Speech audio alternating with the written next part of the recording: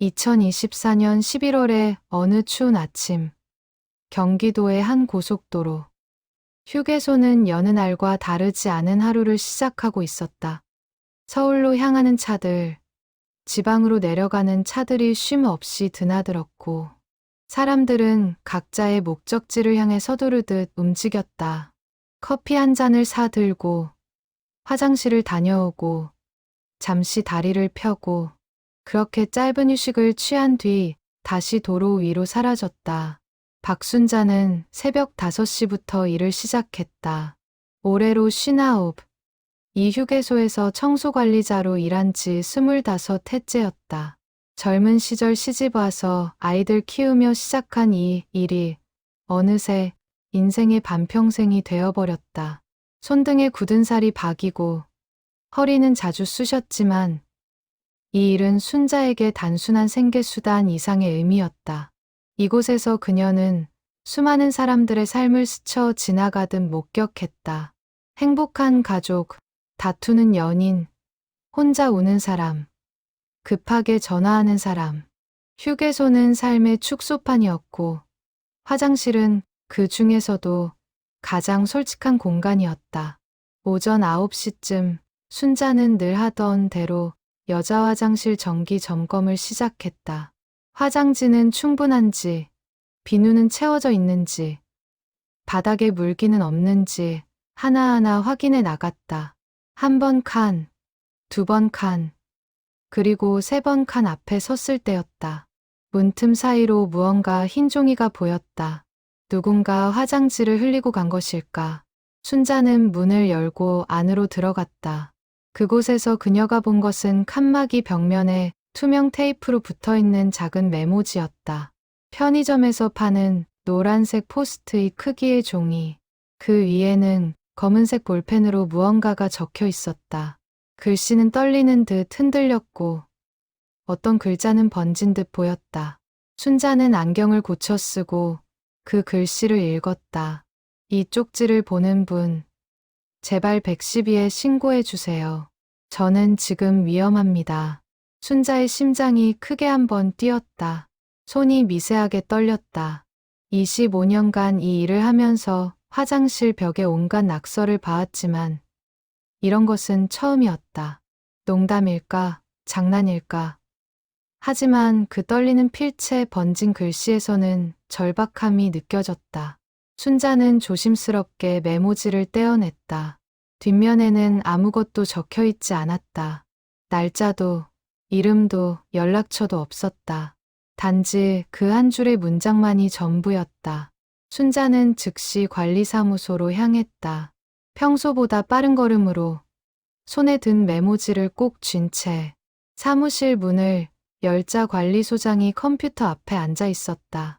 순자는 메모지를 내밀었다. 소장님, 이거 좀 보세요. 화장실에서 발견했어요. 관리소장은 처음에는 대수롭지 않게 받아들었다. 휴게소에는 종종 이상한 일들이 벌어지니까. 하지만 메모지를 읽고 나자 표정이 굳어졌다. 그는 즉시 112에 신고 전화를 걸었다. 순자는 그 옆에서 가슴이 두근거렸다. 이게 정말 심각한 일일까? 아니면 단순한 해프닝일까? 하지만 본능적으로 알 수 있었다. 이 쪽지는 진짜 도움을 요청하는 것이라고. 30분 후 경찰 2명이 도착했다. 그들은 메모지를 증거봉투에 넣고 CCTV 확인을 요청했다. 휴게소의 관제실로 자리를 옮긴 일행은 지난 24시간 동안의 영상을 빠르게 검토하기 시작했다. 여자 화장실 입구를 찍는 카메라, 휴게소 주차장 카메라, 내부 복도 카메라, 수많은 사람들이 오고 갔다. 순자는 경찰 옆에서 화면을 같이 지켜봤다. 누군가는 급하게 뛰어들어가고, 누군가는 아이의 손을 잡고 천천히 걸어가고, 누군가는 전화기를 보며 들어갔다. 그렇게 1시간여를 검토하던 중, 한 장면에서 경찰이 멈춤 버튼을 눌렀다. 어제 오후 4시쯤, 한 젊은 여자가 휠체어를 밀며 화장실 쪽으로 들어가는 장면이었다. 휠체어에는 흰머리의 노인이 앉아 있었다. 이 사람 같습니다. 경찰이 말했다. 화면을 확대하자 여자의 얼굴이 보였다. 30대 초반으로 보이는 말쑥한 인상의 여성. 하지만 그녀의 표정은 어딘가 지쳐 보였다. 눈 밑에 다크서클이 짙었고 머리는 대충 묶은 듯 텅크러져 있었다. 그녀는 휠체어를 화장실 입구에 세워두고 노인에게 무언가 말한 뒤 안으로 들어갔다. 약 5분 후 나왔을 때 그녀의 손에는 아무것도 들려있지 않았다. 메모지는 그 안에 남겨진 것이다. 주차장 영상을 추적하자 그녀가 탄 차량의 번호판이 확인되었다. 경기도 지역 번호. 경찰은 즉시 차량 소유주를 조회했다. 등록된 이름은 김지혜였다. 32살. 주소는 경기도 수원시. 특별한 전과 기록은 없었다. 경찰은 그녀에게 연락을 시도했지만 전화는 받지 않았다. 문자 메시지를 보냈지만 답장도 없었다. 일단 주소지로 찾아가 보겠습니다. 경찰 한 명이 말했다. 순자는 그들에게 부탁했다. 그 사람 괜찮은지 꼭 확인해 주세요. 제발요. 경찰은 고개를 끄덕였다. 순자는 그들이 떠난 후에도 한참 동안 멍하니 서 있었다. 마음 한구석이 무거웠다. 그 쪽지를 쓴 여자는 지금 어디에 있을까? 정말로 위험한 상황에 처해 있는 걸까? 아니면 이미 안전한 곳으로 피신했을까? 순자는 알 수 없었지만 그저 그 여자가 무사하기를 간절히 바랄 뿐이었다. 오후가 되어 다시 일상적인 청소 업무로 돌아갔지만 순자의 머릿속에서는 그 쪽지가 떠나지 않았다. 저는 지금 위험합니다. 그 짧은 문장이 계속 맴돌았다. 누군가 그녀를 위협하고 있는 걸까? 가정폭력일까? 스토킹일까? 아니면 다른 범죄에 연루된 걸까? 순자는 화장실을 청소하면서도 혹시 또 다른 쪽지가 있지는 않을까 유심히 살폈다. 하지만 더 이상의 메시지는 없었다. 저녁 무렵 순자의 휴대폰이 울렸다. 낮에 왔던 경찰이었다. 저희가 김지혜 씨 댁에 방문했는데요. 본인과 통화가 됐습니다. 순자는 가슴을 쓸어내렸다. 그럼 괜찮은 거예요? 위험한 상황은 아닌 거죠? 경찰은 잠시 뜸을 들이더니 조심스럽게 말했다. 상황이 조금 복잡합니다. 내일 오전에 다시 연락드리겠습니다. 전화가 끊겼다. 순자는 석연치 않은 마음으로 퇴근길에 올랐다. 복잡하다는 게 무슨 의미일까? 그 여자에게 무슨 일이 있는 걸까? 집으로 돌아오는 버스 안에서 순자는 창밖을 바라보며 생각에 잠겼다. 어둠 속을 달리는 차들의 불빛이 흘러갔다. 저 차들 안에도 각자의 사연을 가진 사람들이 타고 있겠지. 행복한 사람, 불행한 사람, 위험에 처한 사람, 누군가를 기다리는 사람. 다음 날 아침, 순자는 평소보다 일찍 출근했다. 밤새 잠을 설쳤다. 꿈속에서도 그 쪽지가 나타났다. 저는 지금 위험합니다. 그 문장이 계속 반복되었다. 순자는 휴게소에 도착하자마자 어제 왔던 경찰에게 전화를 걸었다. 약속한 대로 아침 일찍 연락이 올 거라 했으니까. 오전 10시쯤 경찰이 다시 휴게소를 찾았다. 이번에는 여자 경찰관도 함께였다.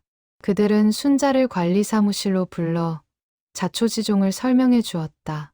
김지혜 씨의 이야기는 순자가 예상했던 것과는 전혀 달랐다. 가정폭력이나 범죄 피해는 아니었습니다. 경찰이 말했다. 김지혜 씨는 중증 치매를 앓고 있는 시어머니를 5년째 혼자 돌보고 있었습니다. 남편은 장거리 화물차 기사로 한 달에 한두 번 집에 오는 것이 전부고요. 시댁 식구들은 멀리 살면서 경제적 지원도 실질적 도움도 주지 않았다고 합니다. 순자는 가슴이 철렁 내려앉았다. 치매 간병. 그 단어를 듣는 순간 30년 전의 기억이 물밀듯 밀려왔다. 순자 자신도 똑같은 길을 걸었었다. 시어머니가 치매에 걸렸을 때 당시엔 노망이라고 불렀던 그 병으로 인해 순자는 지옥 같은 시간을 보냈었다. 밤낮 구분 없이 배회하는 시어머니, 가족을 알아보지 못하고 도둑이야 라고 소리 지르는 시어머니, 밥을 먹고도 안 먹었다며 화내는 시어머니. 당시 남편과 시댁 식구들은 원래 나이 들면 그런 거다. 내가 잘못 모셔서 그렇다며 순자를 탓했다. 김지혜 씨는 그날 시어머니를 모시고 병원 가는 길이었습니다. 휴게소에 들렀을 때 갑자기 극심한 피로와 무력감이 몰려왔다고 합니다. 시어머니는 휠체어에 앉아 계셨고 지혜 씨는 화장실에 들어가 혼자 한참을 울었다고 해요. 여자 경찰관이 이어 말했다. 그때 문득 누군가 나를 구해줬으면 좋겠다는 생각이 들어서 가방에서 포스트잇을 꺼내 쪽지를 쓴 거라고 합니다. 실제로 위험한 상황은 아니었지만 심리적으로는 정말 위험한 상태였던 거죠. 극심한 우울증과 번아웃 증상을 보이고 있었습니다. 순자는 눈시울이 뜨거워지는 것을 느꼈다. 그 심정을 너무나 잘 알았다. 아무도 나를 이해해주지 않는다는 외로움, 끝이 보이지 않는 간병의 터널, 나 자신이 사라지는 것 같은 공포, 그 모든 감정이 한꺼번에 밀려왔다. 그 사람, 지금은 괜찮아요? 순자가 떨리는 목소리로 물었다. 일단 상담센터와 연결해드렸고 보건소에서 주간보호센터 이용을 안내받았습니다.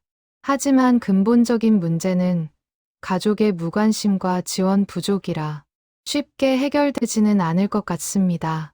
경찰의 말에 순자는 깊은 한숨을 내쉬었다. 그래, 그게 현실이지. 제도와 시스템으로 해결될 수 있는 문제가 아니다. 가족들이 함께 짐을 나눠지지 않으면, 한 사람에게만 모든 부담이 쏠리면 그 사람은 결국 무너질 수밖에 없다. 경찰이 떠난 후 순자는 하루 종일 일을 하면서도 김지혜 씨 생각뿐이었다.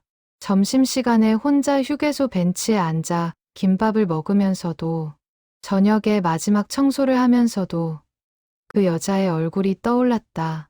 CCTV에서 본 그 지친 얼굴, 어깨가 축 처진 뒷모습. 퇴근 후 집으로 돌아온 순자는 남편에게 오늘 있었던 일을 이야기했다.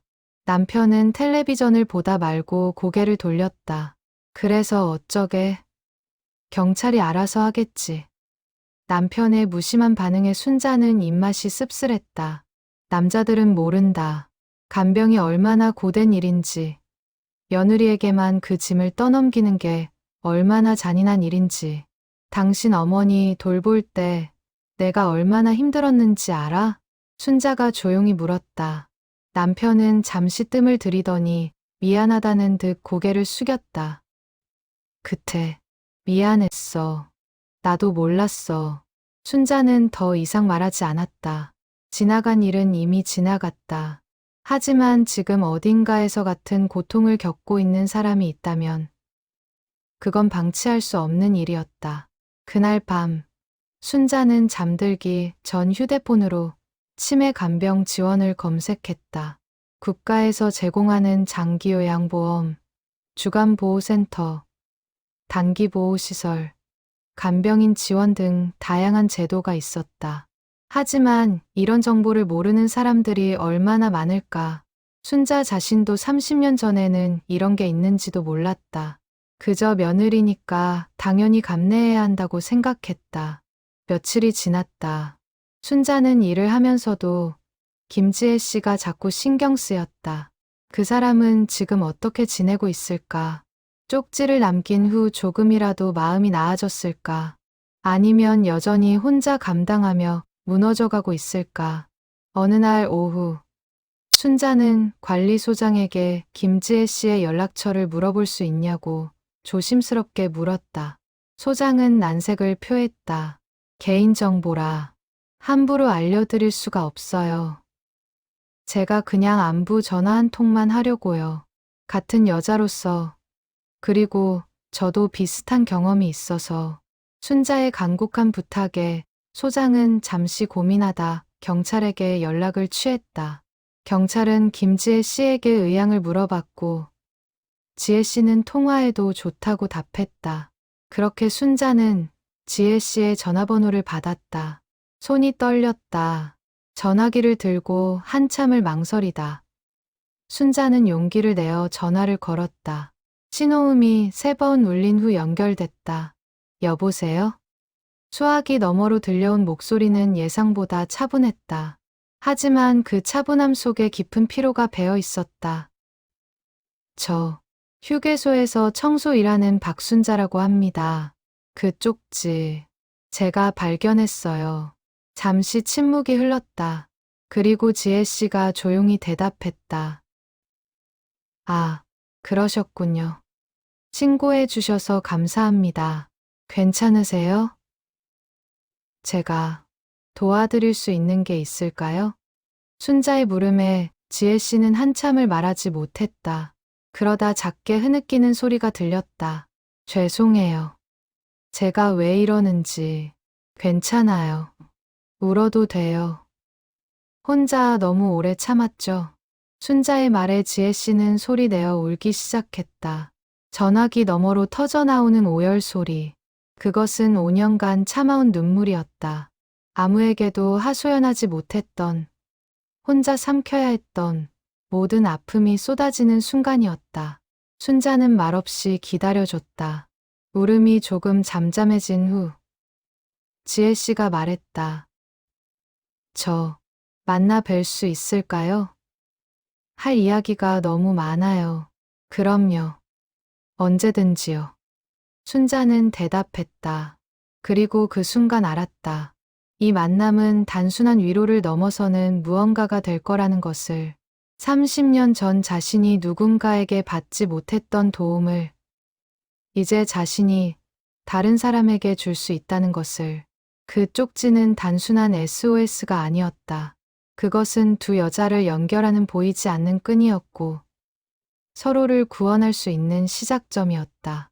일주일 후 토요일 오후 순자와 지혜 씨는 휴게소 내 작은 카페에서 만났다. 평일보다 사람이 많은 주말이었지만 카페 구석 자리는 비교적 조용했다. 순자는 약속 시간보다 20분 일찍 도착해 자리를 잡고 앉았다. 커피를 시켜놓고 문을 바라보며 기다렸다. 오후 2시 정확히 한 여자가 카페 문을 열고 들어왔다. 순자는 한눈에 그녀가 김지혜라는 것을 알 수 있었다. CCTV에서 봤던 그 얼굴. 하지만 실제로 마주한 지혜 씨는 화면에서 본 것보다 훨씬 더 야위어 보였다. 광대뼈가 도드라지고 팔은 가늘었으며 눈빛에는 깊은 피로가 서려 있었다. 지혜 씨는 순자를 발견하고 천천히 다가왔다. 순자가 일어서서 손을 흔들자 지혜 씨도 작게 미소 지으며 인사했다. 두 사람은 마주 앉았다. 잠시 어색한 침묵이 흘렀다. 무슨 말부터 꺼내야 할지 서로 망설였다. 커피 한잔 하실래요? 제가 사드릴게요. 순자가 먼저 입을 열었다. 지혜 씨는 손을 저었다. 아니에요. 제가 살게요. 언니가 저를 도와주시려고 시간 내주신 건데. 괜찮아요. 제가 여기서 일하니까 직원 할인도 받고 그래요. 결국 순자가 아메리카노 2잔을 주문해 왔다. 따뜻한 커피를 손에 쥔 지혜 씨는 김이 모락모락 나는 컵을 바라보며 입을 열었다. 그때 쪽지를 남기고 정말 후회했어요. 괜한 소동을 일으킨 것 같아서요. 무슨 소리예요. 당신이 도움을 요청한 건 너무나 당연한 일이에요. 순자는 부드럽게 말했다. 지혜 씨는 고개를 들어 순자를 바라봤다. 그녀의 눈에는 말하고 싶은 이야기가 가득했다. 시어머니가 치매 진단을 받은 게 5년 전이에요. 처음엔 가벼운 건망증 정도였어요. 가스 잠그는 걸 잊는다거나 약 먹는 시간을 헷갈린다거나. 그런데 점점 심해졌어요. 자기 방을 찾지 못하고 저를 며느리가 아니라 자기 딸이라고 하고 밤에 배회하면서 나가려고 하고. 지혜 씨의 목소리가 떨렸다. 커피를 한 모금 마시고 다시 이어갔다. 처음엔 제가 잘 모실 수 있을 거라고 생각했어요. 효부가 되고 싶었고 남편한테 짐이 되지 않고 싶었어요. 그런데 점점 감당이 안 되더라고요. 밤에 잠도 못 자고 하루 종일 시어머니 뒤치다꺼리 하다 보면 제 시간이 하나도 없어요. 친구들도 다 떠나갔어요. 만날 시간도 없고 만나도 제 얘기만 하게 되니까요. 순자는 조용히 고개를 끄덕이며 들었다. 지혜 씨는 계속 말을 이어갔다. 마치 댐이 터진 것처럼 쏟아져 나왔다. 시댁 식구들은 명절에나 한 번씩 와서 어머니, 안색이 좋아졌네.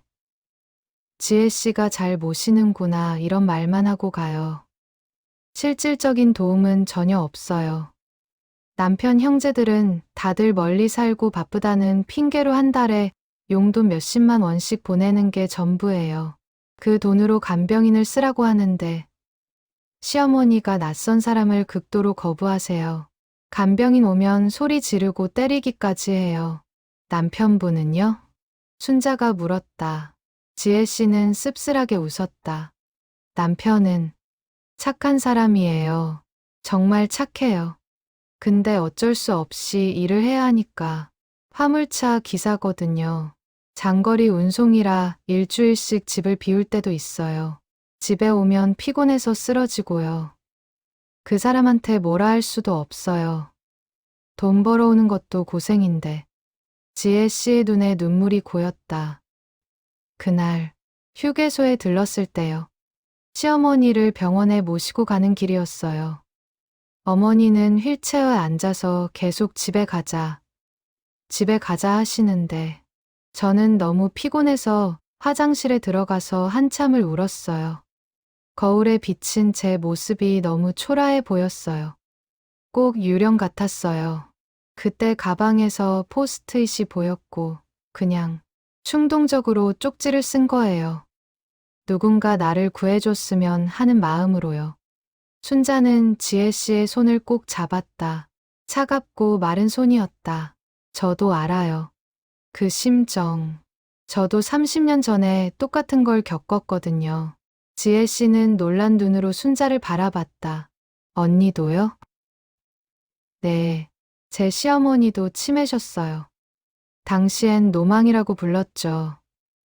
병원에 가도 나이 들면 그런 거다. 며느리가 잘 돌보면 된다. 이런 말만 들었어요. 저도 혼자 감당했어요. 남편은 공장에서 야근하느라 집에 거의 없었고, 시동생들은 형수가 모시는 게 당연하다며 나 몰라라 했어요. 순자는 30년 전의 기억을 떠올렸다. 밤마다 배회하는 시어머니를 붙잡고, 대소변을 가리지 못하는 시어머니를 씻기고, 밥 안 줬다며 소리 지르는 시어머니에게 다시 밥을 차려드리던 날들. 그때는 정말 미칠 것 같았다. 나 자신이 사라지는 것 같았다. 그땐 어떻게 견디셨어요? 지혜 씨가 물었다. 순자는 잠시 생각하다 대답했다. 견딘 게 아니라 그냥 하루하루 살았어요. 울고 싶을 때 울고 화날 때 화내고 어느 날은 시어머니한테 소리를 지른 적도 있어요. 그리고 나서 얼마나 자책했는지 몰라요. 하지만 그게 인간이에요. 성자가 아닌 이상 한계가 있어요. 지혜 씨는 눈물을 닦았다. 저도 며칠 전에 어머니한테 소리를 질렀어요. 제발 좀 가만히 계세요 하고. 그리고 방에 들어가서 한참을 울었어요. 제가 이렇게 나쁜 사람이었나 싶어서요. 아니에요. 순자는 단호하게 말했다. 당신은 나쁜 사람이 아니에요. 그냥 힘든 사람이에요. 도움이 필요한 사람이에요. 그리고 그건 당연한 거예요. 한 사람이 다 감당할 수 있는 일이 아니니까요. 두 사람은 한참 동안 이야기를 나눴다. 커피가 식고 카페 안 사람들이 바뀌어도 그들의 대화는 계속됐다. 순자는 자신이 겪었던 일들을 들려줬다. 어떻게 간병을 했는지, 어떤 지원을 받았는지, 어떻게 마음을 다스렸는지. 지혜 씨는 마치 사막에서 물을 만난 사람처럼 순자의 말을 들었다. 요즘은 예전보다 지원 제도가 많아요. 장기 요양보험도 있고, 주간보호센터도 있고, 단기 보호시설도 있어요. 제가 도와드릴게요. 같이 알아보고, 신청하고, 당신이 조금이라도 숨 쉴 수 있게 해드릴게요. 순자의 말에 지혜 씨는 처음으로 밝은 표정을 지었다.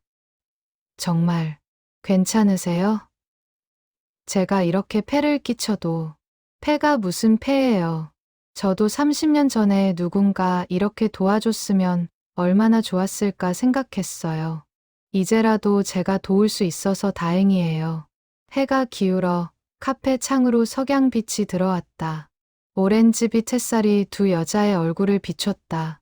지혜 씨는 순자의 손을 꼭 잡았다. 언니, 정말 감사해요. 처음으로 혼자가 아니라는 느낌이 들어요. 순자는 미소 지으며 대답했다. 이제부터는 혼자가 아니에요. 제가 옆에 있을게요. 그날 저녁, 두 사람은 헤어지기 전 다시 만날 약속을 했다. 다음 주에 함께 보건소에 가서 장기요양 신청을 하기로 했다. 지혜 씨는 휴게소를 나서며 몇 번이나 뒤돌아보며 손을 흔들었다. 순자도 손을 흔들어 답했다. 집으로 돌아가는 차 안에서 순자는 창밖을 바라보며 생각했다. 그 작은 쪽지 한 장이 이렇게 큰 변화를 만들어낼 줄 몰랐다.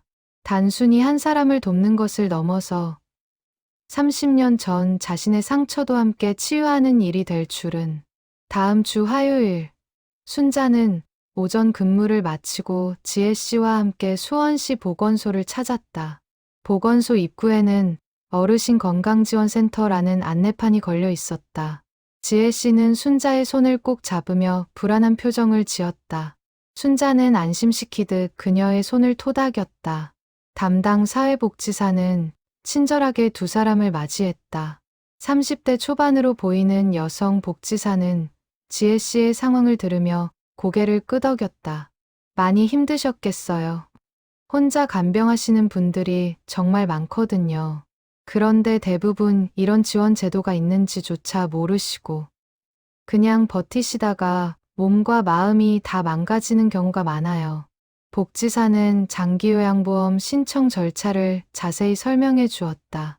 의사 소견서를 받아야 하고 방문 조사를 받아야 하며 등급 판정까지는 약 한 달 정도 소요된다고 했다.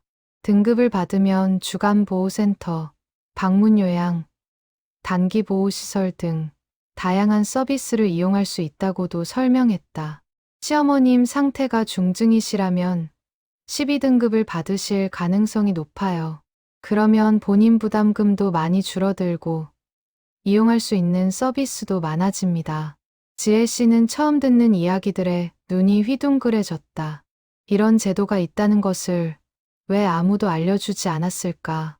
5년이나 혼자 끙끙 앓았는데 진작 알았더라면 이렇게까지 힘들지는 않았을 텐데. 그리고 간병자분을 위한 심리상담 프로그램도 있어요. 무료로 이용하실 수 있습니다. 간병 스트레스는 정말 심각한 문제거든요. 우울증이나 번아웃으로 이어질 수 있어서 조기에 관리하는 게 중요해요. 복지사는 각종 서류와 안내 책자를 건네주며 신청 방법을 상세히 알려줬다. 순자는 옆에서 메모하며 함께 듣고 지혜 씨가 놓친 부분은 다시 물어봐 주었다. 보건소를 나온 두 사람은 근처 식당에서 점심을 먹었다. 지혜 씨는 처음으로 편안한 표정으로 밥을 먹었다. 그동안 식사도 제대로 못했는지 밥 한 숟가락 떠먹을 때마다 눈물이 날 것만 같았다. 언니, 저 이제 어떻게 해야 할지 조금 보이는 것 같아요. 지혜 씨가 말했다. 순자는 미소 지었다. 천천히 하면 돼요.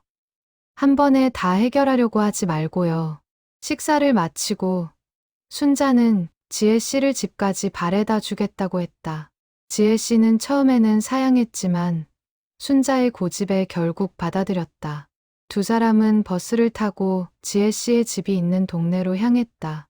지혜 씨가 사는 곳은 오래된 빌라촌이었다. 좁은 골목길을 따라 올라가니 2층 집이 나왔다. 문을 열고 들어서자 집 안에서 누군가의 목소리가 들렸다. 누구야? 도둑이야. 시어머니의 목소리였다. 지혜 씨는 재빨리 안으로 들어가 시어머니를 진정시켰다. 순자도 따라 들어갔다. 거실에는 휠체어에 앉은 노인이 있었다. 흰머리에 주름진 얼굴, 불안한 눈빛으로 이리저리 두리번거리는 모습. 30년 전 자신의 시어머니와 너무나 닮은 모습이었다. 어머니, 저예요. 지혜예요. 괜찮으세요? 지혜 씨가 부드럽게 말했지만 시어머니는 여전히 경계하는 눈빛으로 순자를 바라봤다. 저 사람은 누구야? 왜 우리 집에 있어? 이웃에 사시는 분이에요. 인사하러 오셨어요. 순자는 천천히 다가가 시어머니 앞에 앉았다. 눈높이를 맞추고 부드럽게 말했다. 안녕하세요, 어머님. 저는 박순자라고 해요. 지혜 씨랑 친하게 지내는 사람이에요. 시어머니는 순자를 한참 바라보다가 갑자기 손을 내밀었다. 당신, 우리 딸이지? 오랜만이네. 어디 갔다 이제 와? 순자는 지혜 씨를 힐끗 보았다. 지혜 씨는 고개를 저으며 자주 그러세요라고 작게 말했다. 순자는 시어머니의 손을 잡으며 대답했다. 네, 다녀왔어요. 보고 싶었어요. 시어머니는 만족스러운 표정을 지으며 순자의 손을 꼭 잡았다. 지혜 씨는 그 모습을 보며 눈시울이 붉어졌다. 시어머니가 저렇게 평온한 표정을 짓는 걸 본 지 오래였다. 순자는 1시간 정도 시어머니 옆에 앉아 이런저런 이야기를 나눴다. 시어머니는 같은 말을 반복했고 순자를 딸이라고 믿었지만 순자는 계속 부드럽게 대답해 주었다.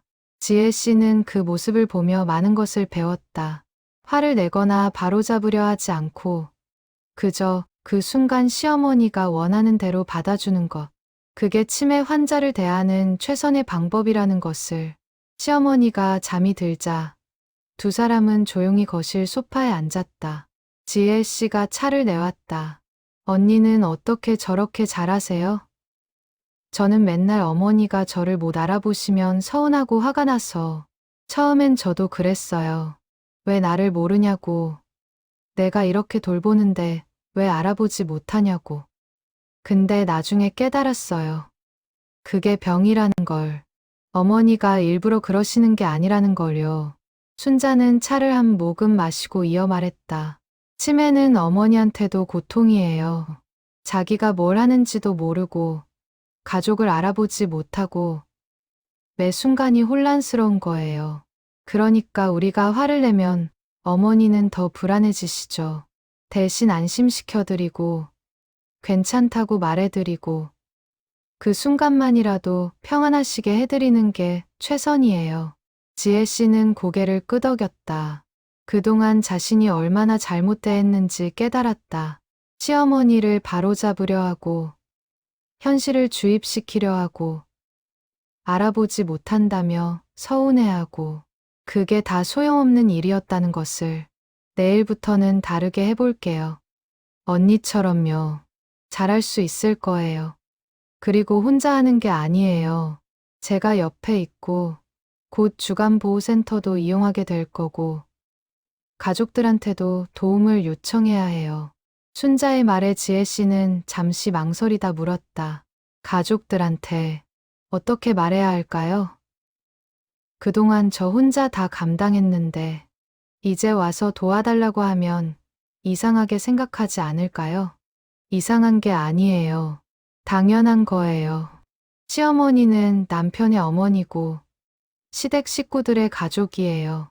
며느리 혼자 책임질 일이 아니에요. 순자는 단호하게 말했다. 제가 도와드릴게요. 가족회의를 해요. 제가 함께 가서 상황을 설명해 드릴게요. 전문가 입장에서요. 제가 25년 동안 휴게소에서 일하면서 수많은 가족들을 봤고 간병 문제로 힘들어하는 사람들을 많이 봤다고요. 지혜 씨는 순자의 손을 꼭 잡았다. 언니가 아니었으면 저 어떻게 됐을까요? 괜찮아요. 이제 시작이에요. 천천히 하나씩 바꿔나가요. 그날 저녁 순자는 집으로 돌아와 남편에게 오늘 있었던 일을 이야기했다. 남편은 진지하게 듣더니 말했다. 당신 참 대단해. 나였으면 그냥 모르는 척 했을 텐데. 모르는 척할 수가 없었어. 내가 겪었던 일이니까. 순자는 창밖을 바라보며 생각했다. 30년 전 자신에게 누군가 이렇게 손을 내밀어 줬다면 얼마나 좋았을까. 하지만 그때는 그런 사람이 없었다. 그래서 지금이라도 자신이 그 역할을 하는 것이다. 지혜 씨를 위해서, 그리고 30년 전 자신을 위해서. 2주 후, 지혜 씨의 집에서 가족회의가 열렸다. 남편 김성훈 씨와 시댁 가족들이 모두 모였다. 성훈 씨의 형 내외, 여동생, 그리고 순자까지 총 7명이 좁은 거실에 둘러앉았다. 시어머니는 방에서 주간보호센터 돌보미 선생님과 함께 있었다. 지난주에 긴급으로 신청한 서비스였다. 분위기는 어색하고 무거웠다. 시댁 가족들은 왜 갑자기 이런 자리를 만들었는지 영문을 몰라 했고, 순자라는 낯선 사람이 있는 것도 의아해했다. 성훈 씨가 먼저 입을 열었다. 형님, 누나, 오늘 이렇게 모인 건 어머니 일 때문입니다. 형은 무뚝뚝하게 대답했다. 어머니가 무슨 일인데? 지혜 씨가 잘 모시고 있잖아. 그 말에 지혜 씨의 눈에 눈물이 고였다. 순자는 지혜 씨의 손을 꼭 잡아주고 앞으로 나서서 말했다. 제가 박순자라고 합니다. 지혜 씨와 최근에 알게 된 사이인데요. 제가 직접 겪은 일도 있고 오랫동안 이 분야를 지켜봐 온 사람으로서 말씀드리고 싶은 게 있어서 이 자리에 왔습니다. 가족들은 순자를 물끄러미 바라봤다. 순자는 차분하게 이어갔다. 지혜 씨는 지난 5년간 홀로 시어머니를 간병해왔습니다. 중증 치매 환자를 혼자 돌본다는 건 상상 이상으로 힘든 일입니다. 24시간 감시해야 하고 밤에도 잠을 제대로 못 자고 본인의 삶은 완전히 포기해야 합니다. 형수가 말을 끊었다. 그래도 며느리니까 당연한 게 아닙니다. 순자는 단호하게 말을 잘랐다. 며느리라고 해서 모든 걸 혼자 감당해야 한다는 법은 없습니다. 시어머니는 남편분의 어머니시고 여기 계신 모든 분들의 가족이십니다. 한 사람에게만 책임을 떠넘기는 건 공평하지 않습니다. 형이 불편한 표情으로 말했다. 우리도 바쁩니다. 일도 해야 하고 우리 가족도 돌봐야 하고 지혜 씨도 마찬가지입니다. 지혜 씨도 자기 삶이 있습니다. 그걸 다 포기하고 5년을 버텼어요. 그 결과가 뭔지 아세요? 순자는 지혜 씨를 가리켰다. 10kg 이상 빠졌습니다. 불면증으로 약을 먹고 있고 우울증 진단도 받았습니다. 손톱을 물어뜯는 습관이 생겼고 머리카락도 많이 빠졌습니다. 이게 정상적인 삶입니까? 거실이 조용해졌다. 가족들은 처음으로 지혜 씨를 제대로 쳐다봤다. 그동안 미처 보지 못했던 그녀의 야윈 얼굴, 깊어진 눈 밑주름, 생기 없는 피부. 동생 수진 씨가 먼저 입을 열었다. 언니, 제가 몰랐어요. 그렇게 힘들었는지. 지혜 씨는 고개를 숙인 채 아무 말도 하지 못했다. 순자가 대신 말을 이었다. 지혜 씨는 몇 주 전 휴게소 화장실에 쪽지를 남겼습니다. 112에 신고해달라는 쪽지를요. 그만큼 절박했던 겁니다. 누군가 자기를 구해주길 바랐던 거예요. 성훈 씨는 충격을 받은 표정으로 아내를 바라봤다. 당신, 왜 나한테 말 안 했어? 지혜 씨가 떨리는 목소리로 대답했다. 당신도 힘든데 어떻게 말해. 돈 벌어오느라 고생하는데. 그래도 말했어야지. 당신 혼자 죽을 뻔했잖아. 성훈 씨의 목소리가 커졌다. 그는 손으로 얼굴을 감싸며 괴로워했다. 형도 무거운 표정을 지었다. 미안합니다. 지혜 씨. 우리가 너무 안일했습니다. 순자는 서류 몇 장을 꺼내 테이블 위에 놓았다. 이제부터라도 함께 해야 합니다. 여기 장기요양보험 신청서가 있습니다. 이미 접수했고 다음 주에 방문 조사가 나옵니다. 등급이 나오면 주간보호센터를 정식으로 이용할 수 있습니다. 일주일에 5일, 오전 9시부터 오후 5시까지 시어머니를 센터에서 돌봐줍니다. 그럼 지혜 씨는 낮 시간에 숨을 쉴 수 있어요. 비용은 얼마나 듭니까? 형이 물었다. 순자가 대답했다. 등급에 따라 다르지만 본인 부담금은 한 달에 3,050만 원 정도입니다. 나머지는 국가에서 지원합니다. 그 정도면 형은 형수와 눈빛을 교환하고 고개를 끄덕였다. 우리가 절반 부담하겠습니다. 동생 수진 씨도 말했다. 저도 조금이라도 보탤게요. 그리고 주말에는 제가 와서 어머니 돌보는 거 도와드릴게요. 성훈 씨가 말했다. 저도 회사의 상황 설명하고 근무 시간 조정해 볼게요. 주 23일은 집에 있을 수 있게요. 지혜 씨는 눈물을 흘리며 가족들을 바라봤다. 처음으로 혼자가 아니라는 느낌이 들었다. 순자는 미소 지으며 말했다. 이렇게 함께 짊어지는 겁니다. 한 사람이 다 지는 게 아니라 나눠서 지는 거예요. 그래야 오래 갑니다. 형이 지혜 씨에게 고개를 숙였다. 그동안 고생 많았습니다. 미안합니다. 아니에요, 오빠. 괜찮아요. 지혜 씨는 눈물을 닦으며 대답했다. 가족회의는 2시간 넘게 이어졌다. 구체적인 역할 분담, 비용 분담, 일정 조율 등을 논의했다. 순자는 옆에서 조언을 아끼지 않았다. 자신의 경험을 바탕으로 실질적인 도움을 줄 수 있는 정보를 제공했다. 회의가 끝나고 가족들이 돌아간 후 지혜 씨와 성훈 씨, 그리고 순자만 남았다. 성훈 씨는 순자에게 깊이 고개를 숙였다. 정말 감사합니다. 선생님이 아니었으면 저희 가족이 어떻게 됐을지 모르겠습니다. 괜찮습니다. 당연한 일한 것뿐이에요. 순자는 지혜 씨를 바라보며 말했다. 이제 조금은 나아질 거예요. 완벽하진 않겠지만 예전보다는 훨씬 나을 거예요. 지혜 씨는 순자를 껴안으며 소리내어 울었다. 그동안 참았던 모든 감정이 쏟아져 나왔다. 순자는 그녀의 등을 토닥이며 함께 있어 주었다. 그날 밤, 순자는 집으로 돌아와 남편에게 오늘 일을 이야기했다. 남편은 감동한 표정으로 말했다. 당신이 정말 큰일 했어. 한 가족을 살린 거야. 아니야. 그냥 30년 전 내가 받고 싶었던 도움을 준 것뿐이야. 순자는 창밖의 밤하늘을 바라봤다. 별들이 반짝이고 있었다. 저 별들처럼 누군가에게 작은 빛이 되어줄 수 있다면 그것만으로도 충분했다. 한 달이 지났다. 시어머니는 장기요양 2등급 판정을 받았고 주간보호센터를 정식으로 이용하게 되었다.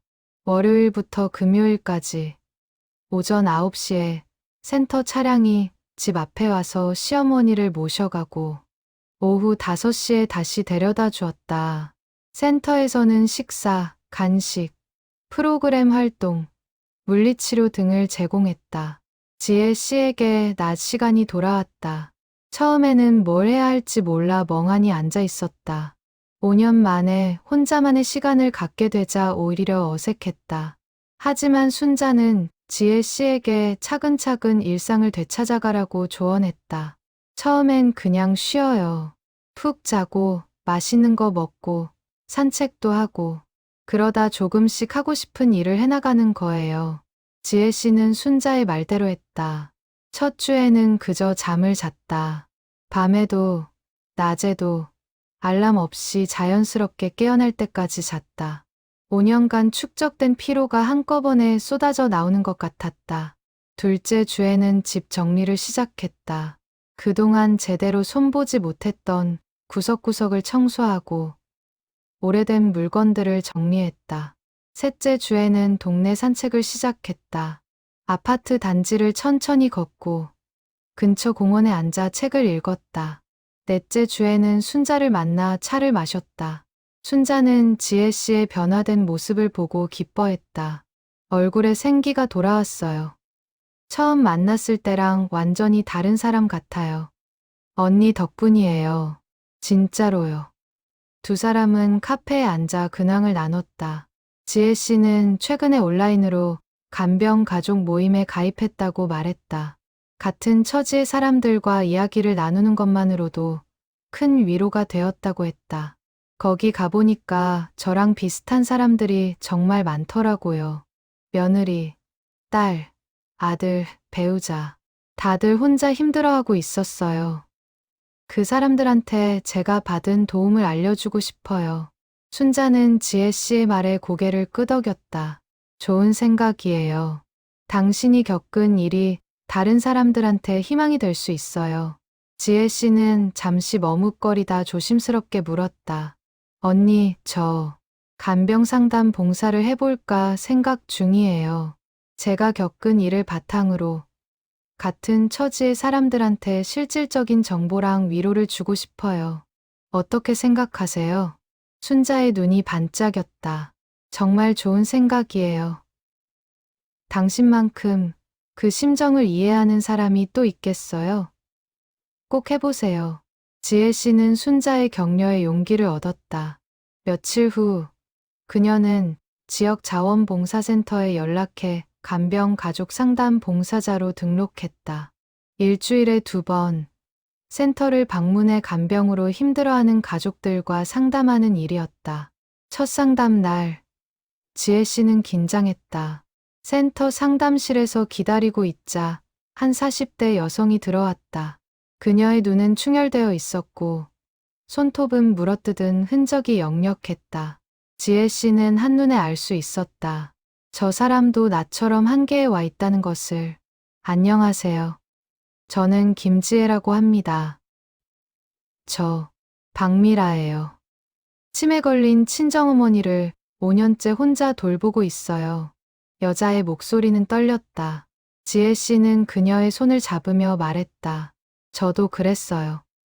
5년간 혼자 시어머니를 돌봤어요. 그 심정 너무 잘 알아요. 박미라 씨는 그 말에 눈물을 터뜨렸다.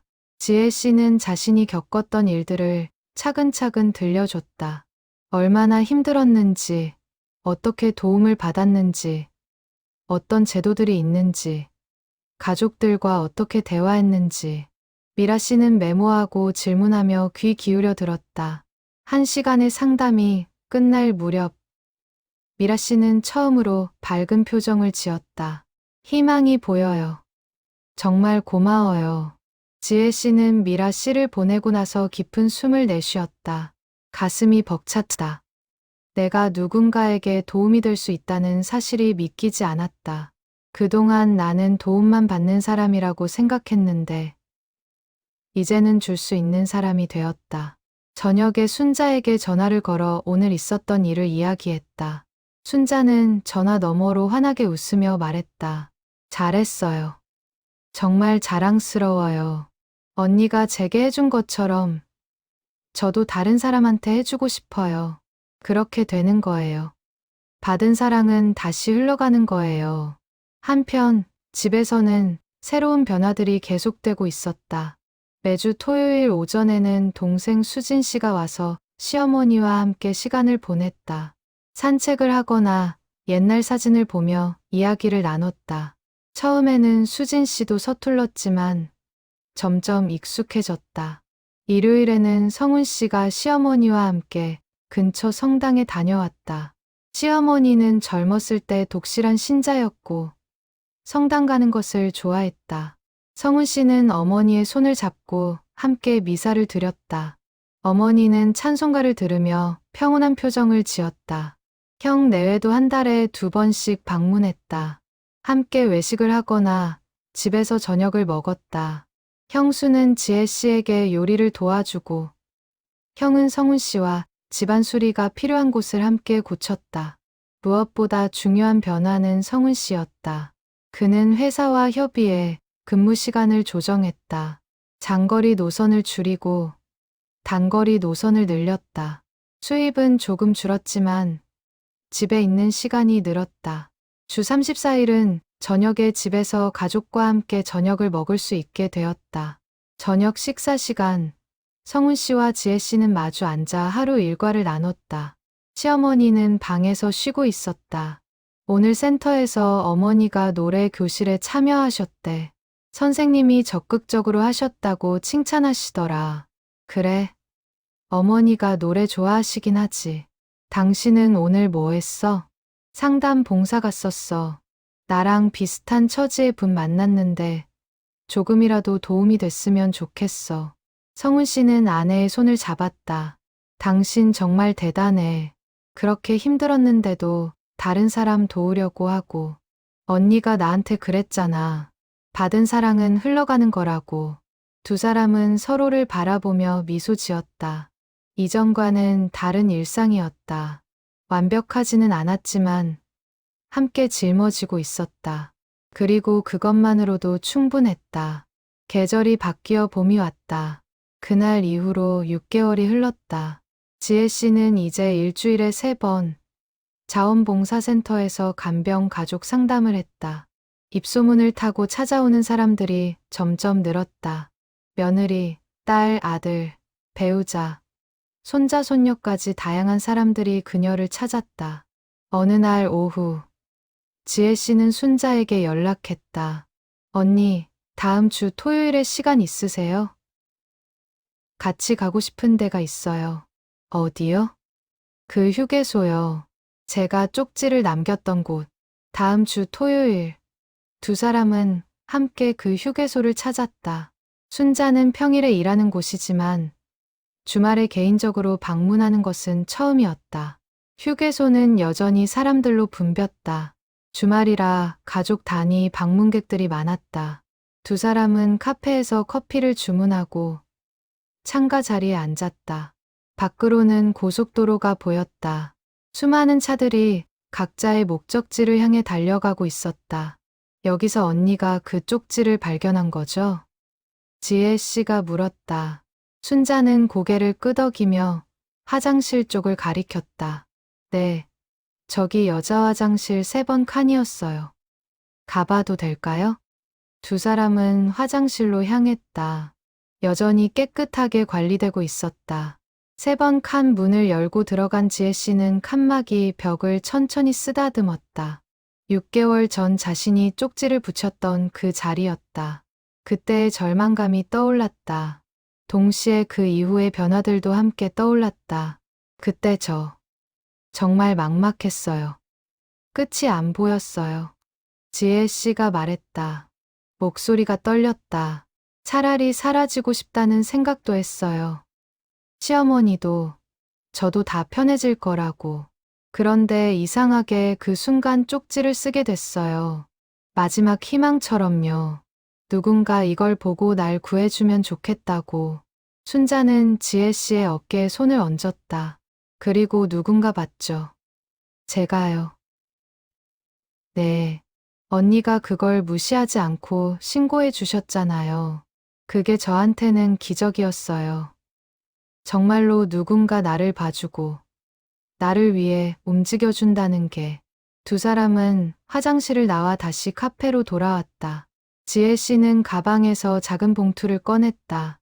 언니, 이거 드리고 싶어서 가져왔어요. 봉투 안에는 손편지가 들어 있었다. 지혜 씨가 정성스럽게 쓴 편지였다. 순자는 편지를 펼쳐 읽기 시작했다. 순자 언니께, 언니가 제 인생을 구해주셨어요. 그 말밖에 할 수가 없어요. 그날 화장실에서 쪽지를 남기고 나왔을 때 저는 반쯤은 체념하고 있었어요. 아마 아무도 신경 쓰지 않을 거라고, 그냥 청소할 때 버려질 거라고 생각했어요. 그런데 언니가 그걸 발견하고 경찰에 신고하고 저를 찾아주셨죠. 그것도 모자라 직접 연락까지 하시고 만나주시고 모든 과정을 함께 해주셨어요. 보건소도 같이 가주시고 가족회의도 주선해주시고 제가 숨 쉴 수 있게 만들어주셨어요. 언니가 없었다면 저는 지금 어떻게 됐을까요? 아마 무너졌을 거예요. 완전히 망가졌을 거예요. 그런데 지금 저는 살아있어요. 웃고 있어요. 다른 사람을 도울 수 있는 사람이 됐어요. 언니가 30년 전에 받지 못한 도움을 제게 주셨다고 하셨죠. 그 말이 계속 생각나요. 언니의 아픔이 저를 구했다는 게 그게 참 신기하고 감사해요. 언니의 과거가 제 미래를 바꿨어요. 저도 이제 다른 사람들한테 그렇게 하고 싶어요. 제가 받은 도움을 다시 흘려보내고 싶어요. 같은 처지의 사람들한테 희망이 되고 싶어요. 그게 언니한테 보답하는 길이라고 생각해요. 언니, 정말 사랑해요. 고마워요. 제 인생의 은인이에요. 지혜의 올림. 편지를 다 읽은 순자의 눈에는 눈물이 가득했다. 지혜 씨도 울고 있었다. 두 사람은 말없이 서로를 껴안았다. 카페 안 사람들이 힐끗 쳐다봤지만 그들은 신경 쓰지 않았다. 한참 후 진정된 순자가 말했다. 나도 고마워요. 당신이 나한테 준 것도 많아요. 제가 언니한테 뭘 줬다고. 30년 전 내 상처를 치유할 기회를 줬어요. 내가 못 받았던 도움을 당신한테 줄 수 있게 해줬어요. 그게 얼마나 큰 의미인지 몰라요. 순자는 창밖을 바라보며 이어 말했다. 내가 겪었던 고통이 쓸모없는 게 아니었구나. 라는 걸 알게 됐어요. 그 아픔이 당신을 도울 수 있는 힘이 됐으니까요. 내 과거가 누군가의 미래를 바꿀 수 있다니. 그게 참 감사해요. 지혜 씨는 고개를 끄덕였다. 그 쪽지가 우리를 만나게 했네요. 그래요. 그 작은 쪽지 한 장이 모든 걸 바꿨어요. 두 사람은 다시 창밖을 바라봤다. 고속도로 위를 달리는 차들. 저 차 안에도 각자의 사연을 가진 사람들이 타고 있을 것이다. 힘든 사람, 행복한 사람, 도움이 필요한 사람, 누군가를 돕고 싶은 사람. 모두가 자기 길을 가고 있다. 언니, 제가 요즘 생각하는 게 있어요. 뭔데요? 간병 가족들을 위한 모임을 만들고 싶어요. 정기적으로 만나서 서로 이야기 나누고, 정보도 공유하고, 위로도 받고, 그런 공간이 있으면 좋겠어요. 순자는 눈을 반짝였다. 정말 좋은 생각이에요. 제가 도와드릴게요. 진짜요? 언니도 함께 해주시면 정말 좋을 것 같아요. 언니가 경험도 많으시고 사람들한테 신뢰도 주시니까요. 당연히 함께 해야죠. 우리가 시작한 일이잖아요. 두 사람은 계획을 세우기 시작했다. 언제, 어디서, 어떻게 모임을 만들지, 어떤 프로그램을 운영할지, 어떻게 사람들에게 알릴지. 이야기는 끝없이 이어졌다. 커피는 식었지만 그들의 열정은 뜨거웠다. 해가 서쪽으로 기울 무렵 두 사람은 휴게소를 나섰다. 주차장에서 차에 타기 전 지혜 씨는 한 번 더 화장실 쪽을 바라봤다. 안녕, 그때의 나. 그녀는 작게 속삭였다. 그리고 웃으며 차에 올랐다. 순자도 옆자리에 탔다. 차가 출발했다. 고속도로로 진입하며 휴게소는 점점 멀어졌다. 하지만 그곳에서 시작된 이야기는 계속 이어질 것이다. 2달 후, 함께 걷는 길이라는 이름의 간병 가족 모임이 시작되었다. 지역 복지관의 도움을 받아 한 달에 2번, 토요일 오후에 모이는 정기 모임이었다. 첫 모임에는 6명이 참석했다. 지혜 씨와 순자를 포함해 치매 부모를 돌보는 4명의 가족들이었다. 복지관 소모임실에 둥그렇게 앉은 6명. 처음에는 어색한 침묵이 흘렀다. 하지만 지혜 씨가 먼저 자신의 이야기를 꺼내자 분위기가 풀렸다. 저는 5년간 혼자 시어머니를 간병했어요. 너무 힘들어서 어느 날 휴게소 화장실에 쪽지를 남겼죠. 112에 신고해달라는 쪽지를요. 사람들은 눈을 크게 뜨며 지혜 씨를 바라봤다. 그녀는 자신의 이야기를 솔직하게 풀어놓았다. 얼마나 힘들었는지, 어떻게 도움을 받았는지, 지금은 어떻게 지내는지, 그리고 순자를 소개하며 그녀가 자신의 인생을 어떻게 바꿔놨는지 이야기했다. 사람들은 눈물을 흘리며 들었다. 자신들의 이야기 같았기 때문이다. 한 명씩 자신의 사연을 나누기 시작했다. 50대 여성 이미선 씨는 치매에 걸린 남편을 돌보고 있었다. 젊은 나이에 발병한 조발성 치매였다. 아이들은 아직 대학생이라 경제적으로 독립하지 못했고, 이선 씨는 간병과 생계를 동시에 책임져야 했다. 남편이 저를 못 알아봐요. 40년을 함께 살았는데 제 얼굴을 보고 당신 누구세요? 라고 물어요. 그럴 때마다 마음이 찢어져요. 40대 남성 박준호 씨는 어머니를 혼자 모시고 있었다. 형제들은 다들 해외에 나가 있었고 준호 씨만 한국에 남았다. 직장을 다니면서 어머니를 돌보는 게 불가능해 결국 퇴사했다. 제 커리어는 끝났어요. 45살에 퇴사하면 다시 취업하기 힘들잖아요. 근데 어머니를 요양원에 보낼 수도 없고 매일 막막해요. 30대 여성 최수진 씨는 친정어머니를 모시고 있었다. 오빠는 내가 딸이니까 내가 모셔라며 책임을 떠넘겼다. 남편과의 갈등도 심해져 이혼 위기에 처했다. 남편이 당신 엄마는 당신이 알아서 하라고 해요. 나한테만 짐을 지우고 자기는 모르는 척이에요. 결혼 생활도 지쳐가고 간병도 한계고 이러다 제가 먼저 쓰러질 것 같아요. 모두의 사연은 달랐지만 공통점이 있었다. 혼자 감당하고 있다는 것, 끝이 보이지 않는다는 것, 누구도 이해해주지 않는다는 것, 그리고 무엇보다 자신이 무너지고 있다는 것. 순자가 입을 열었다. 여러분, 제가 30년 전에 겪었던 일들이 지금 여러분이 겪는 일과 너무 비슷해요. 저도 혼자 끙끙 앓았어요. 도움을 청할 데도 없었고, 가족들도 이해 못했고, 근데 지금은 다릅니다. 여러분은 혼자가 아니에요. 우리가 있어요.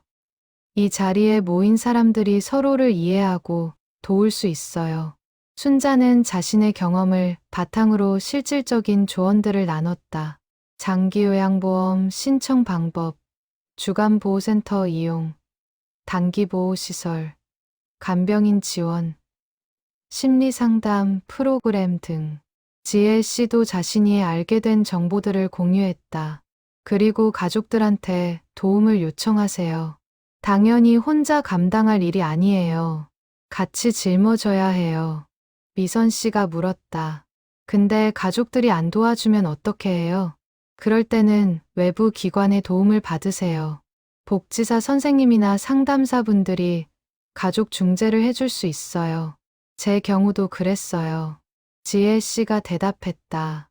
2시간의 모임은 순식간에 지나갔다. 사람들은 헤어지기 아쉬워하며 다음 모임을 기약했다. 그리고 서로 연락처를 교환하며 중간에도 서로 안부를 묻기로 했다. 모임이 끝나고 복지관을 나서며 준호 씨가 지혜 씨에게 말했다. 오늘 정말 큰 위로가 됐어요. 저만 힘든 게 아니구나. 이해해주는 사람들이 있구나. 그걸 알게 된 것만으로도 힘이 나요. 다음에도 꼭 오세요. 우리 함께 해요. 네, 꼭 올게요. 그날 저녁, 지혜 씨는 순자에게 전화했다. 언니, 오늘 너무 뿌듯했어요. 사람들이 조금이라도 위로받는 모습 보니까 저도요. 우리가 만든 이 모임이 점점 커졌으면 좋겠어요. 그러게요. 더 많은 사람들이 알았으면. 두 사람은 모임을 알리기 위한 방법을 논의했다. 복지관 게시판에 포스터를 붙이고 지역 커뮤니티에 글을 올리고 병원 대기실에도 안내문을 비치하기로 했다. 다음 모임에는 10명이 왔다. 그 다음 모임에는 15명. 입소문이 퍼지면서 참석자가 계속 늘었다. 모임은 한 달에 2번에서 4번으로 늘었고 소모임실로는 공간이 부족해 강당으로 옮겼다. 사람들은 모임에서 단순히 이야기를 나누는 것을 넘어 실질적인 도움을 주고받기 시작했다. 어느 병원이 좋은지, 어떤 센터가 서비스가 좋은지, 어떤 간병인이 친절한지 등 정보를 공유했다. 또한 서로의 짐을 나눠지기도 했다. 한 사람이 급하게 볼 일이 생기면 다른 사람이 잠깐 환자를 돌봐주는 시기였다. 무엇보다 중요한 것은 심리적 지지였다. 나만 힘든 게 아니구나. 이해해주는 사람들이 있구나. 혼자가 아니구나 라는 깨달음. 그것이 사람들에게 가장 큰 힘이 되었다. 어느 날 미선 씨가 모임에서 말했다. 저 남편을 단기 보호시설에 보내기로 했어요. 일주일만이라도 쉬고 싶어서요. 처음엔 죄책감이 들었는데 여기서 이야기 나누다 보니 괜찮다는 생각이 들더라고요. 제가 쓰러지면 남편도 결국 피해를 보니까요. 사람들은 박수를 쳤다. 잘한 결정이라고, 당연히 쉬어야 한다고 격려했다. 수진 씨도 변화가 있었다. 오빠한테 똑바로 말했어요. 딸이라고 혼자 다 감당할 수 없다고. 같이 책임지자고. 처음엔 말다툼했는데 복지사 선생님이 중재해 주셔서 결국 오빠도 동의했어요. 이제 한 달에 2번은 오빠가 모시기로 했어요. 준호 씨는 형제들을 설득해 어머니를 요양원에 모시기로 결정했다. 처음엔 불효라고 생각했어요. 근데 요양원 가서 어머니 보니까 오히려 더 좋아 보이시더라고요. 전문적인 케어를 받으시고 친구들도 생기시고 저도 일주일에 3번 방문하니까 예전보다 더 여유 있게 대할 수 있고요. 모임은 점점 성장했다. 반년 만에 정기 참석자가 30명을 넘었다.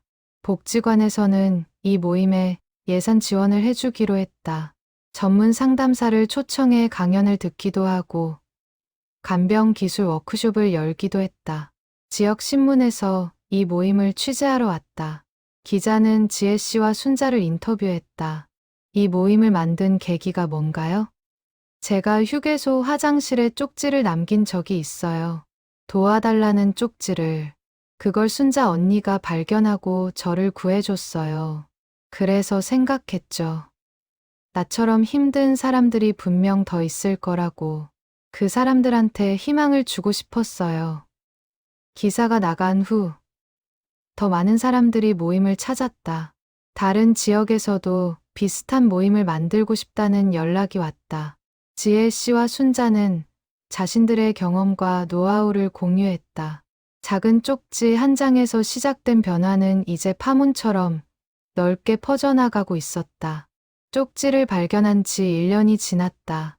계절은 다시 가을을 맞이했다. 함께 걷는 길 모임은 이제 지역에서 꽤 알려진 간병 가족 지원 모임이 되었다.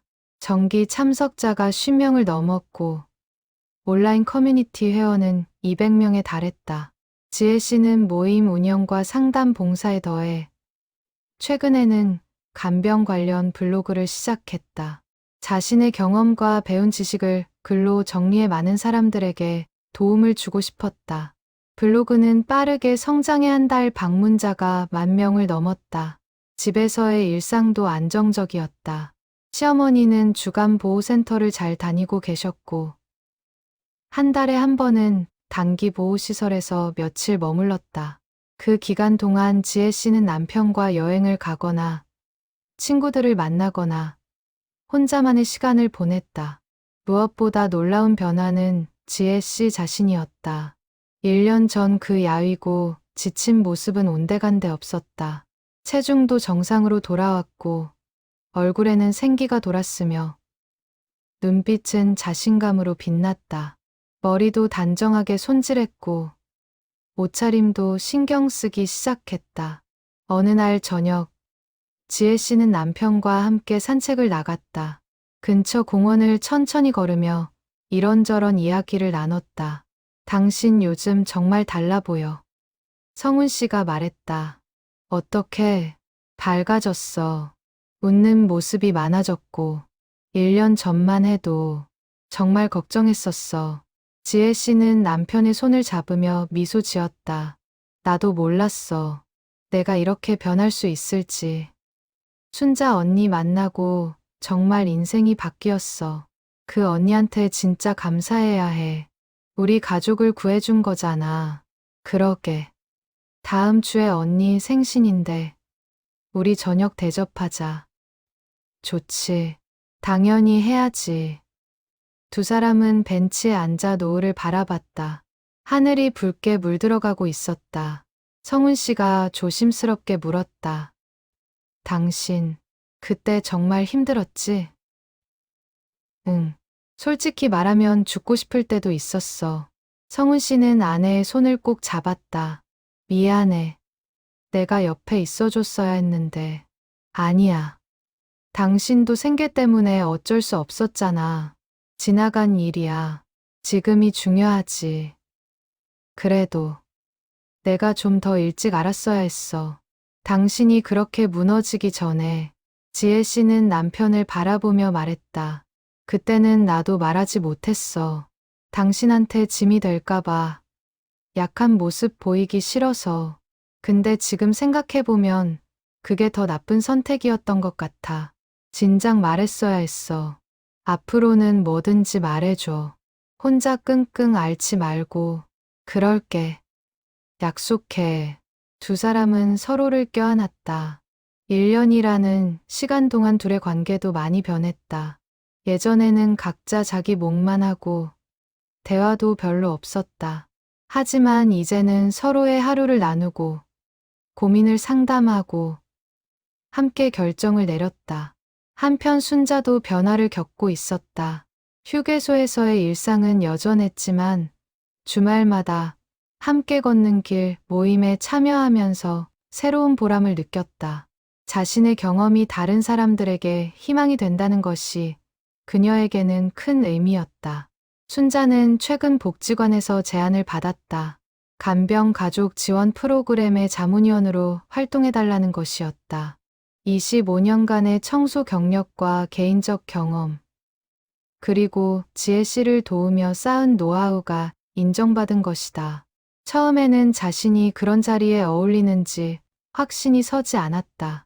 하지만 지혜 씨가 격려했다. 언니가 가장 적임자예요. 이론만 아는 사람보다 직접 겪어본 사람이 훨씬 설득력 있잖아요. 결국 순자는 제안을 받아들였다. 한 달에 2번 복지관 회의에 참석해 간병 가족 지원 정책에 대해 자문했다. 현장의 목소리를 전달하고 실질적인 도움이 되는 프로그램을 제안했다. 어느 날 회의 후 복지관장이 순자에게 말했다. 박순자 씨 덕분에 프로그램이 훨씬 실용적으로 바뀌고 있어요. 정말 감사합니다. 제가 할 수 있는 일을 하는 거죠. 그 휴게소 쪽지 이야기 정말 감동적이에요.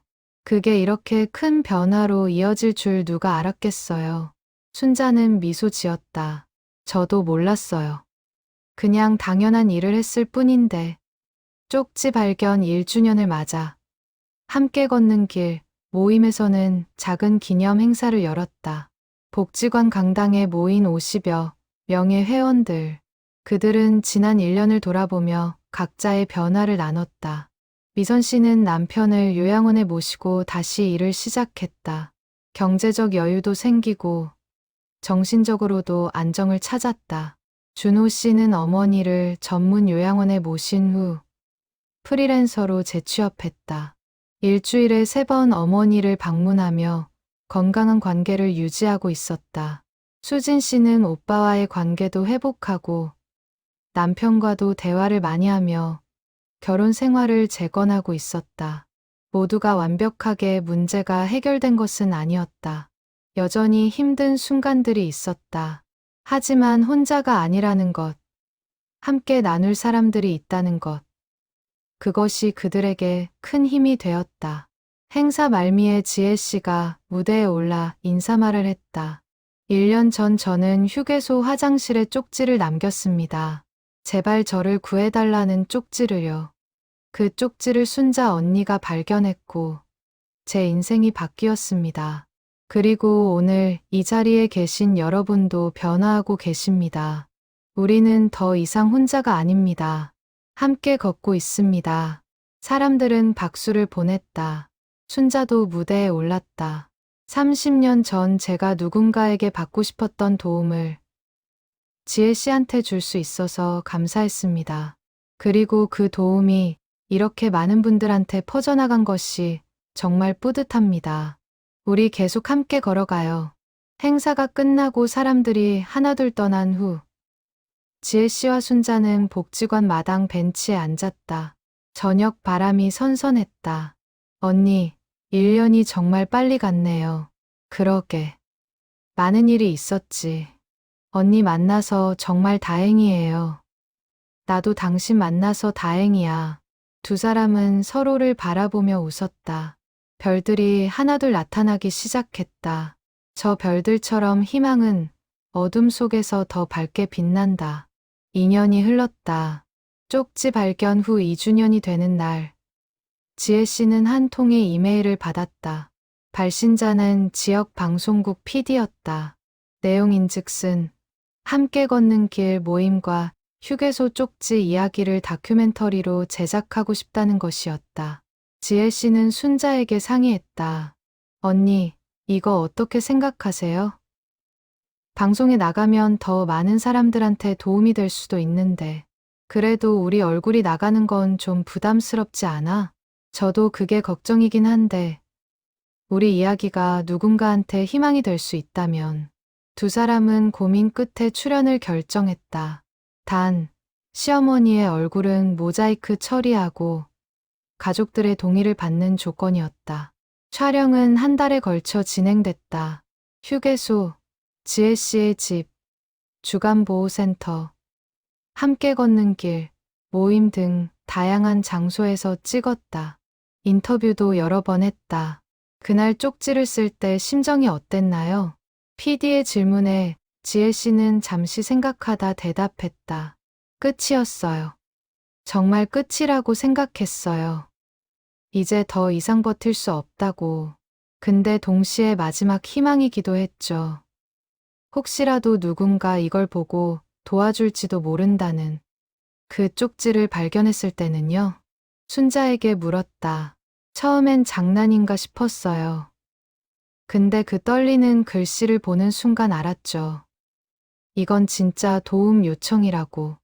그리고 30년 전 제 모습이 떠올랐어요. 저도 그때 누군가 구해줬으면 했거든요. 다큐멘터리는 화장실 쪽지가 바꾼 두 여자의 인생이라는 제목으로 방영되었다. 40분짜리 프로그램이었지만 반응은 뜨거웠다. 방송 후 복지관 전화가 불통이 될 정도로 문의가 쏟아졌다. 전국 각지에서 비슷한 모임을 만들고 싶다는 연락이 왔다. 지혜 씨의 블로그 방문자는 하루 만에 10만 명을 넘었다. 댓글에는 감동의 메시지와 함께 자신의 사연을 털어놓는 글들이 가득했다. 저도 지금 시어머니 간병 중인데 너무 힘들어요. 지혜 씨 글 보고 용기 얻었습니다. 30년간 남편 간병하다 지쳐 있었는데 이 방송 보고 다시 힘을 냅니다. 며느리가 혼자 힘들어하는 걸 몰랐어요. 이제라도 도와줘야겠습니다. 방송의 파급력은 예상보다 컸다. 며칠 후 국회의원 한 명이 지혜 씨에게 연락을 했다. 간병 가족 지원 법안을 추진 중인데 실제 당사자의 목소리가 필요하다는 것이었다. 지혜 씨는 국회 공청회에 참석해 자신의 경험을 증언했다. 간병은 개인의 문제가 아닙니다. 사회적 문제입니다. 한 사람에게만 짐을 지우는 시스템은 결국 그 사람을 무너뜨립니다. 국가가 적극적으로 나서서 간병 가족을 지원해야 합니다.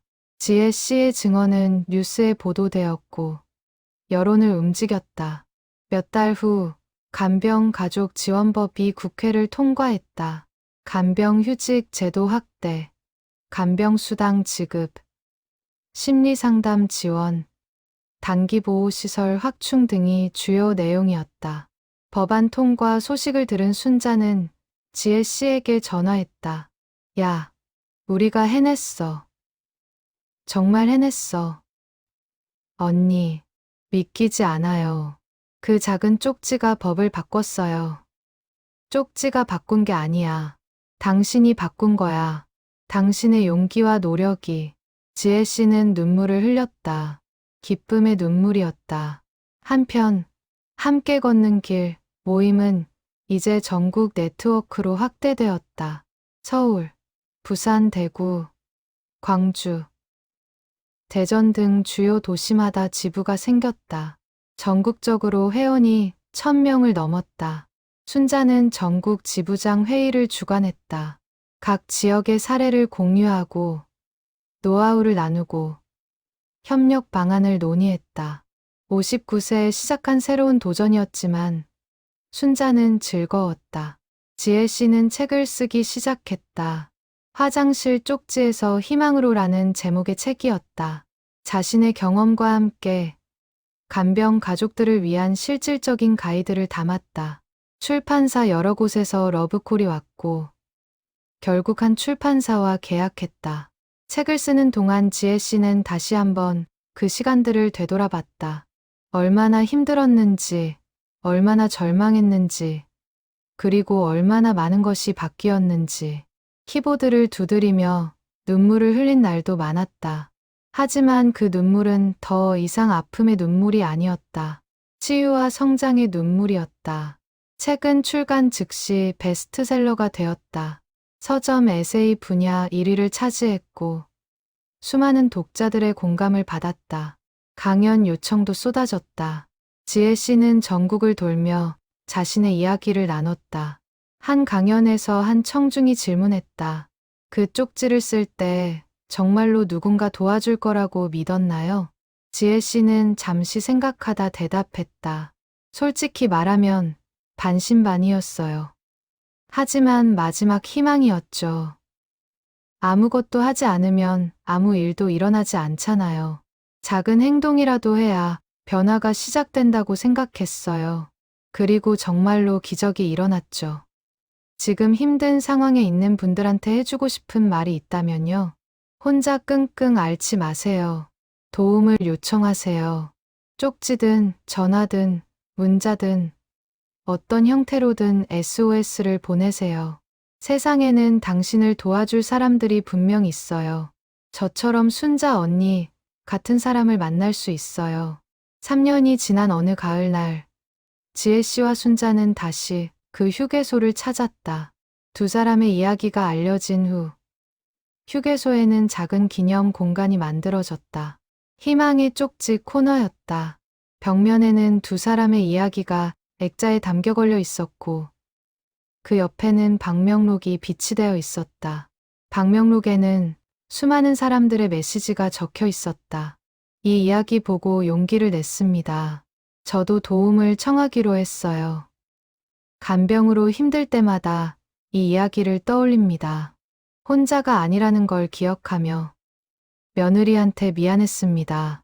이제라도 함께 짐을 나눠지겠습니다. 순자와 지혜 씨는 방명록을 읽으며 눈물을 흘렸다.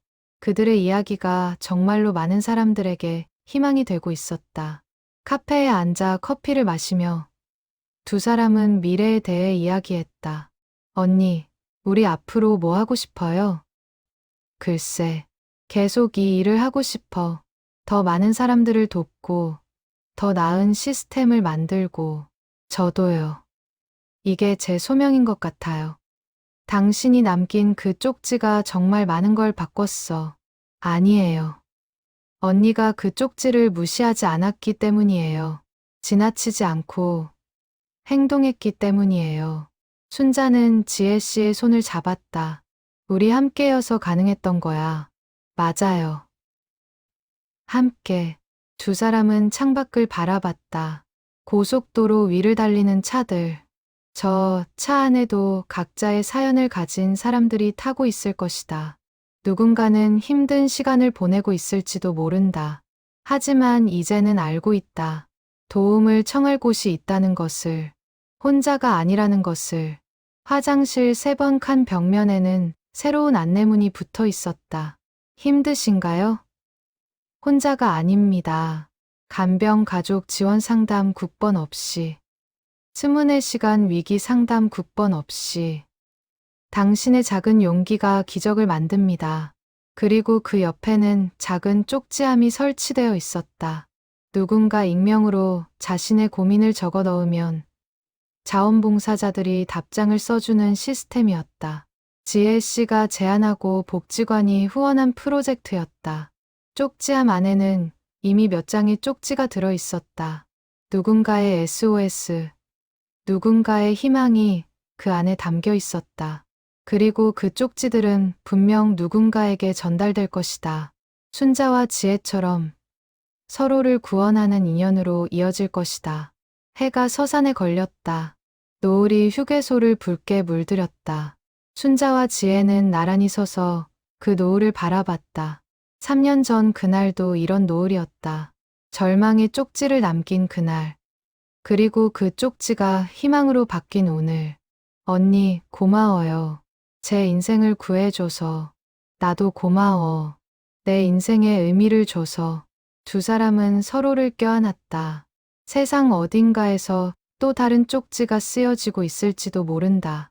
그리고 또 다른 누군가가 그 쪽지를 발견하고 손을 내밀 것이다.